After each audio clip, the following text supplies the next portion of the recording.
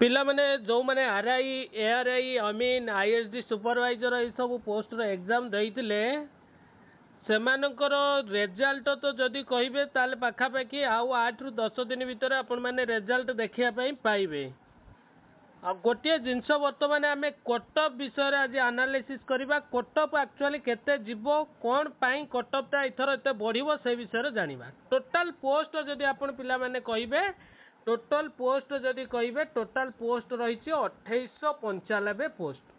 ये जो 2895 पोस्ट रही स्किल टेस्ट पाई केते नबो पिला 3 गुणा पिला नबो। 3 गुणा पिला जदि कहबा आपण माने ताले पाखा पाखी आपणकर 8 रु 9000 पिला नै गला कोन पाई स्किल टेस्ट पाई नै गला।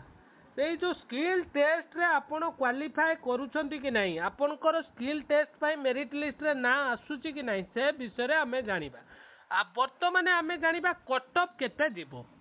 फाइनल कटअप जदि आपण माने कहंती मु आपण मानकु कहि दउचे ए वीडियो माध्यम रे आपण देखि नियंतु पूरा कटअप एई जो धारा रे आपण माने रखिचंती क्वालिफाई मार्क एटा रहिछि। आपण 100% एई मार्क जे रखिचंती से माने क्वालिफाई करिवे। जदि आपण यूआर मेल लु बिलोंग करूछंती ताले कटअप पाखा पाखी आपनकर 130 रु 135 मार्क रही।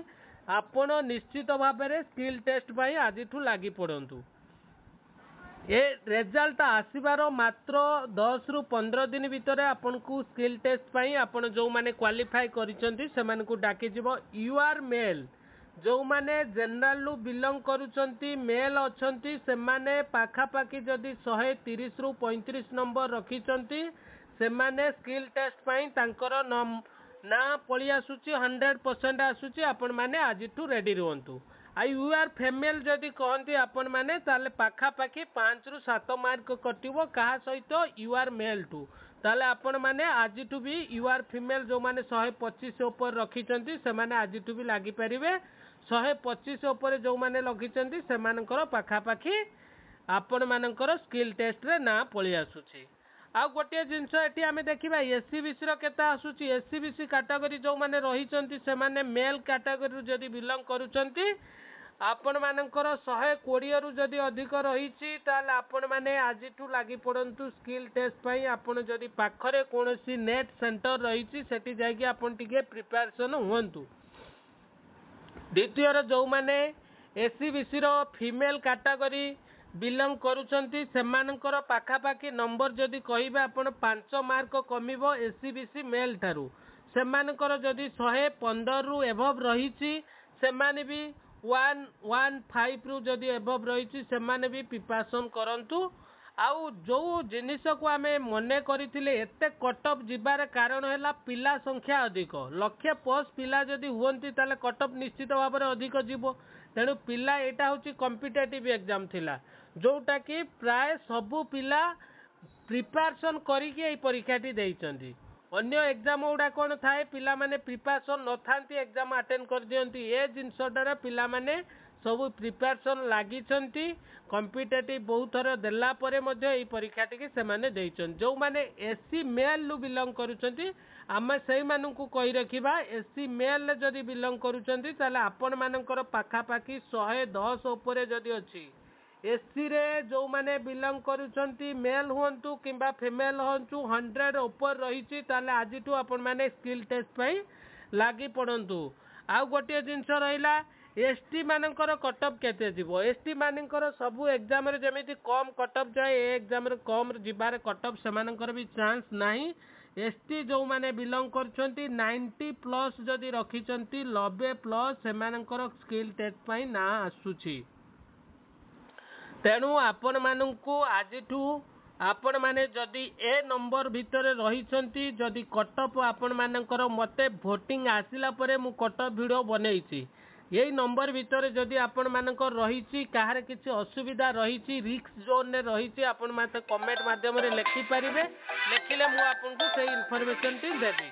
आपण माने गोटे काम करंतु आज वीडियो माध्यम रे जहाँ आपण मानकु इन्फॉर्मेशन पहुँचला आपण कमेंट रे लिखंतु कार किसी नंबर रही जो थिरे कि आमे जानी परिबा। वर्तमान तो फाइनल कटअप एक्सपेक्टेड कटअप एटा जोटा कहंती पूरा ଭୋଟିଂ ହେଲା ପରେ ଏଇ କଟଅଫ୍ ଭିଡ଼ିଓଟି ମୁଁ ବନେଇଛି।